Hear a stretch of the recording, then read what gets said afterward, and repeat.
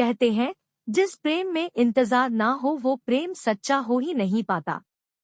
ये तो वो फल है जो जितना पके उतना ही मीठा होता है। ढोला मारू की प्रेम कहानी भी इसी इंतजार से जुड़ी हुई है। साला कुमार नरवर के राजा नल के पुत्र थे। उनका 3 साल की उम्र में ही जांगलू देश के पंवार राजा पिंगलू की पुत्री मारवणी से कर दिया गया। उस समय राजकुमारी की उम्र बहुत छोटी थी, इस कारण उसकी विदाई नहीं की गई। कुछ समय बीतने के बाद राजकुमार की शादी कहीं और कर दी गई। समय बीत गया, साला कुमार भी अपनी पहली पत्नी के विषय में सब भूल गए। दूसरी तरफ राजकुमारी जैसे जैसे बड़ी हो रही थी वैसे वैसे साला कुमार और उसके प्रेम को लेकर उसके सपने भी बड़े हो रहे थे। इधर राजकुमारी के पिता ने पहले कई बार पुत्री की विदाई के संबंध में नरवर राज्य को बहुत बार संदेश भेजे थे, लेकिन उधर से कोई जवाब नहीं आया था।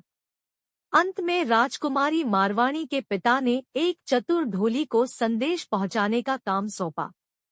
ढोली का काम होता था नगर नगर जाकर लोकगीत सुनाना। चतुर ढोली नरवर पहुंच गया तथा मल्हार राग में राजकुमारी के दिल का हाल अपने गीतों के द्वारा बयान करने लगा। उसकी मधुर आवाज से प्रभावित होकर राजकुमार ने ढोली को बुलाया। तब उसने राजकुमारी के दिल का सारा हाल तथा उनके विवाह की सारी बात राजकुमार को बता दी। राजकुमार को सब याद आ चुका था तथा वो अपनी राजकुमारी से मिलने के लिए व्याकुल हो गए।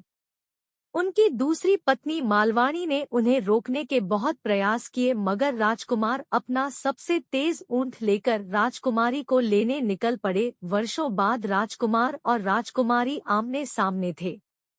दोनों का मिलन हो चुका था, लेकिन उन्हें वापस लौटने में बहुत सी कठिनाइयों का सामना करना पड़ा। रेगिस्तान की तपती रेत में जलना पड़ा, राजकुमारी को सांप का डंक झेलना पड़ा, इसके साथ ही दुश्मनों से भिड़ंत भी हुई, लेकिन आखिरकार प्रेम की जीत हुई और दोनों अपने राज्य नरवर लौट आए।